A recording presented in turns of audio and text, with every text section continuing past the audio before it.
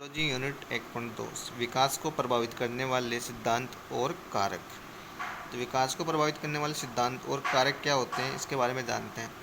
तो विकास को प्रभावित करने वाले कई सिद्धांत हैं और कारक दिए हुए हैं, जिनमें से आपको देखो, बच्चों के अवलोकन से एकत्रित वैज्ञानिक ज्ञान से कुछ सिद्धांत सामने आए हैं।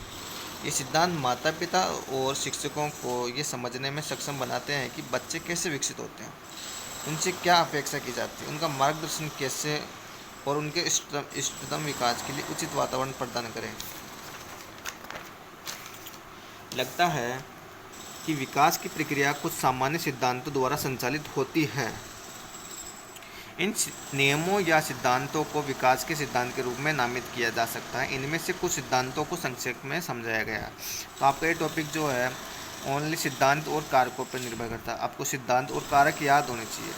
अब विकास को प्रभावित करने वाले जो सिद्धांत है, उनमें पहला सिद्धांत है विकास की दिशा का सिद्धांत, दूसरा है निरंतर विकास का सिद्धांत, तीसरा है व्यक्तिगत भिन्नता का सिद्धांत, चौथा है विकास क्रम का सिद्धांत, पांचवा है परस्पर संबंध का सिद्धांत, छठा है समान प्रतिमान का सिद्धांत, सातवां है वंशानुक्रम का सिद्धांत और आठवां है पर्यावरण सिद्धांत।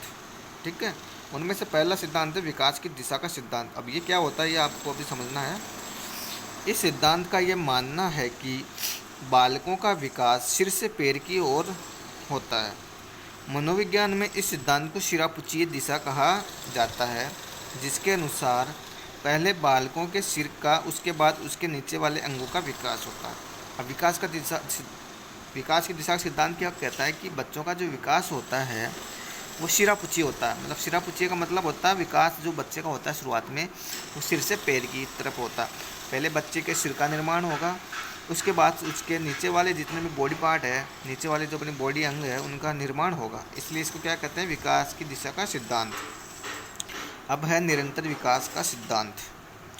ये सिद्धांत मानता है कि विकास अचानक नहीं होता, बल्कि विकास की प्रक्रिया पहले से ही चलती रहती है, परंतु इसकी गति में बदलाव आते रहते हैं। अर्थात विकास कभी तीव्र गति से होता तो कभी निम्न गति से होता। मतलब विकास कभी निम्न गति से होता है। अब ये सिद्धांत क्या मानता है कि विकास प्रक्रिया पहले से चली है। मतलब जब बच्चा पेट में होता, गर्भ में होता, तभी से उसका विकास स्टार्ट हो जाता। ठीक है, इसलिए कई बच्चों में इस विकास क्या होता है, कई बच्चों में धीमी गति से होता है तो कई बच्चों में तेज़ गति से होता है, लेकिन ये अपनी समान गति पर ये अपनी एक गति से चलता रहता है। ठीक है, व्यक्तिगत भिन्नता का सिद्धांत। ये सिद्धांत क्या कहता है कि इस सिद्धांत के अनुसार विकास प्रत्येक व्यक्ति में भिन्न भिन्न तरीके से होता है। दो व्यक्तियों में एक समान प्रक्रिया नहीं देखी जा सकती। जो व्यक्ति जन्म के समय लंबा होता है वह आगे जाकर भी लंबा ही बनेगा। एक ही उम्र के दो बालकों में शारीरिक, मानसिक एवं सामाजिक विकास में भिन्नताएं स्पष्ट देखी जा सकती है। अब ये क्या कहता है, व्यक्तिगत भिन्नता का सिद्धांत। जैसे मान के चलो आप दो भाई हो, लेकिन दोनों भाइयों का ये थोड़ी है कि समान रूप से विकास होगा ना, दोनों में फ़र्क आएगा।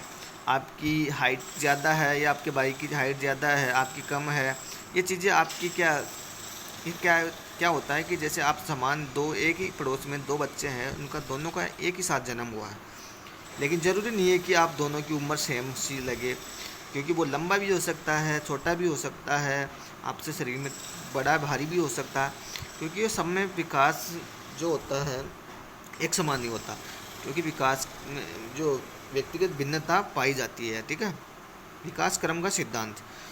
इस सिद्धांत के अनुसार व्यक्ति का विकास निश्चित क्रम के अनुसार ही होता है। अर्थात बालक बोलने से पूर्व अन्य व्यक्ति के इशारों को समझकर अपनी प्रतिक्रिया करता है। उदाहरण, बालक पहले स्मृति स्तर में सीखता है, फिर बोध स्तर पर, फिर अंत में क्रिया करके।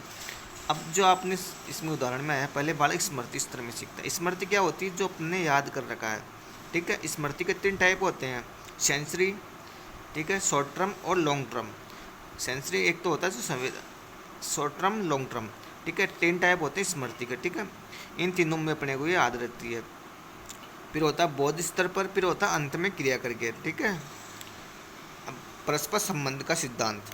बालक के शारीरिक, मानसिक, संवेगात्मक पक्ष के विकास में एक प्रकार का संबंध होता है, अर्थात शारीरिक विकास के साथ साथ उसके मानसिक विकास में भी वृद्धि होती है, और वैसे जैसे जैसे उस मानसिक विकास को क्रिया रूप में परिवर्तन करते रहता है। ठीक है। अगला है आपका समान प्रतिमान का सिद्धांत। इस सिद्धांत के अनुसार व्यक्ति का विकास किसी विशेष जाति के आधार पर होता है। जैसे व्यक्ति या पशुओं का विकास अपनी अपनी कुछ विशेषताओं के अनुसार होता है, वैसे ही कुछ लोगों का जो विकास होता है एक विशेष जाति के आधार पर होता है। ठीक है। सातवां है आपका वंशानुक्रम सिद्धांत। ये क्या करता है, एक वंश के आधार पर चलता है। इस सिद्धांत के अनुसार व्यक्ति का विकास उसके वंश के अनुरूप होता है, अर्थात जो गुण बालक के पिता दादा में होते हैं वही गुण उनके शिशुओं को मिलते हैं। जैसे किसी वंश में सभी की लंबाई ज़्यादा है तो होने वाले बच्चे भी बड़े लंबे पैदा होते हैं। ये क्या होता है, आनुवांशिक होता है। जैसे आपके माता पिता की होती है, अगर माता पिता की हाइट ज़्यादा है तो आपकी भी हाइट ज़्यादा होगी, माता पिता की हाइट कम है तो आपकी हाइट कम होगी। माँ पापा के अगर बाल घुंघराले तो बच्चे के बाल भी क्या होते हैं, घुंघराले होते हैं। इसलिए क्या है कि वंशानुक्रम का सिद्धांत ये बताती है। ठीक है। आठवां पर्यावरणीय सिद्धांत। ये सिद्धांत वंशानुक्रम सिद्धांत के अनुरूप ये मानता है कि व्यक्ति का विकास उसके आसपास के वातावरण पर निर्भर करता है, अर्थात पर्यावरण जिस प्रकार का होगा बच्चे का विकास भी उसी दिशा के अनुरूप होगा। पर्यावरण सिद्धांत। ठीक है। आसपास का वातावरण कैसा आपका। ठीक है। जैसे आप अच्छे वातावरण में रह रहे हो तो आपका विकास अच्छा होगा, अच्छे परिवार में रह रहे हो तो अच्छा विकास होगा। ठीक है। कहीं क्या होता है कि कई परिवारों में ऐसे होता है कि बच्चे हैं वहाँ का आसपास का एरिया का माहौल अच्छा नहीं होता, गलत लोग ज़्यादा रहते हैं। ठीक है। इसलिए बच्चे के विकास में पर्यावरण का सिद्धांत भी बहुत ज़्यादा प्रभाव डालता है। ठीक है। विकास को प्रभावित करने वाले कारक कौन कौन से हैं?